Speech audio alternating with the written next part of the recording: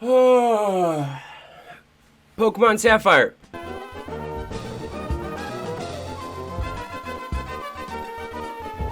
When I was a little kid, I used to have to go to all my little sister's ballet recitals. They would only happen like once or twice a year usually, but I always remember them being incredibly boring, and I never had anything to do besides draw on my notepad or color pictures or do whatever. Until one ballet recital, yes, this one specifically, my grandma came in clutch with two Game Boy SPs, one for me and another one for my cousin, and each Game Boy came with one game each, until later on I got the Hulk game or whatever. But I got Pokemon Sapphire and my cousin got Pokemon Ruby, and I didn't see a goddamn thing the rest of that entire ballet recital and every ballet recital after that. And as you can tell from the pictures, I was a very happy kid during this time. After this, I went on to get a couple more games for my SP, but Sapphire was always my favorite game, and I brought it with me everywhere. I played this game a lot, like a lot. I was inseparable from my Game Boy SP once I got it. I had to get every single Pokemon. I had to travel to every little nook and cranny. And at the time, this was the only portable system that I had, and it had a backlight. I remember the first Game Boy Advance, they didn't have backlights, so you used to have these giant attachments on every single Game Boy when you were driving at night so you could see the screen, because the screens were so dark. Game Boy SP, when that came out, that solved all of those problems, and you could play that wherever, whenever. And it was amazing the amount of time I just spent soullessly glaring into that screen. And I went on to get the, Nintendo DS after that, but I probably spent more time playing Pokemon Sapphire during that time than any other game.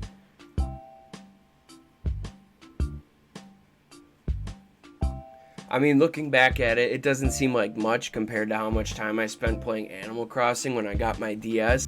But still, I dumped enough hours into this game to earn a master's degree at least once.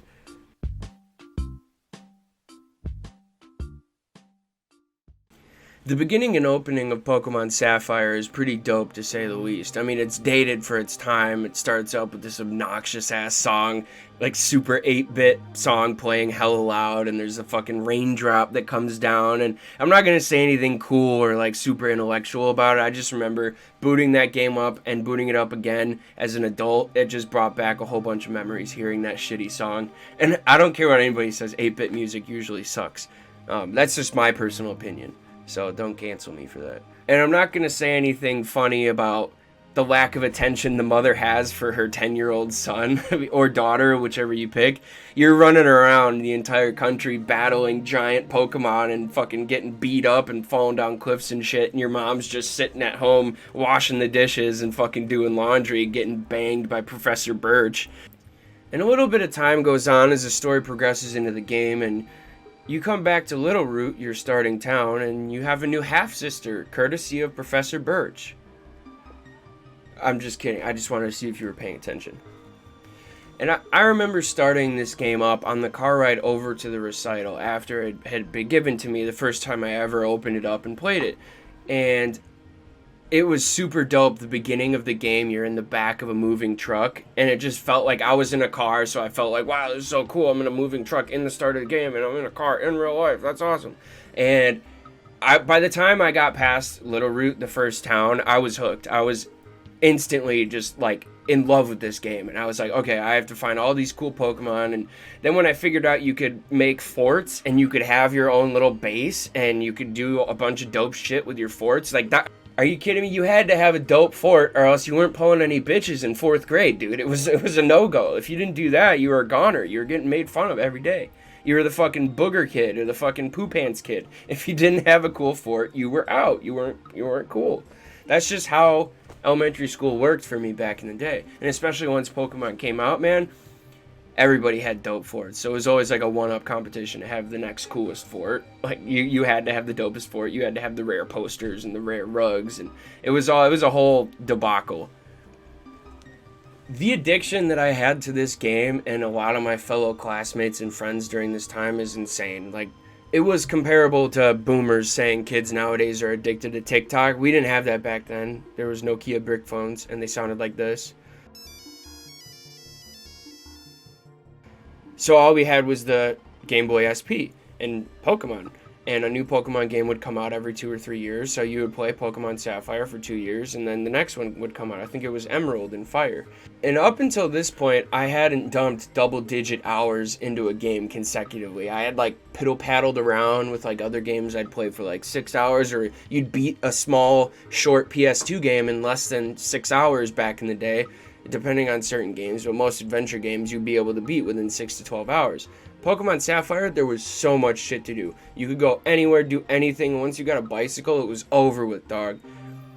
And on top of that, it was small, portable, didn't make a lot of noise, and it didn't make a lot of light either, so 10-year-old Justin was laying in his bed fucking playing Pokemon Sapphire until 4 a.m. every night, and then they wondered why I sucked at school and didn't pay attention. Bitch, because I was tired. I was fucking sleeping. So I remember going over to my dad's house when I was a little kid, and we were like forced to have fun basically. My dad got a pool, and he had a pool put in the backyard. So every single day when I was over at my dad's house for the weekend, shout out divorced parent kids, I would have to swim in the pool. My dad would wake us up and be like, listen, bastards, you have to go have fun. You're forced to have fun. And I remember after a while, swimming in the pool gets kind of boring after you've been in the pool for fucking 5 hours and you look like a grape. You're all pruned. And me and my little stepbrother, we came up with a cool idea to hide ourselves under pool floaties in the pool, and we would hang over the side of the pool with our Game Boys, and we would put pool floaties over our heads, and we would just sit in the pool and play our Pokemon games and Animal Crossing eventually. But I just remember making this video, I was thinking about that, and it really made me smile, because I remember that's how addicted to this game I was. We would just sit there pruning in the pool for 3 hours so that we could play Pokemon Sapphire, because we knew if we went inside and tried to play Pokemon, we'd just get yelled at and forced to go back outside and ride skateboards or do whatever. That's just how shit was for me growing up.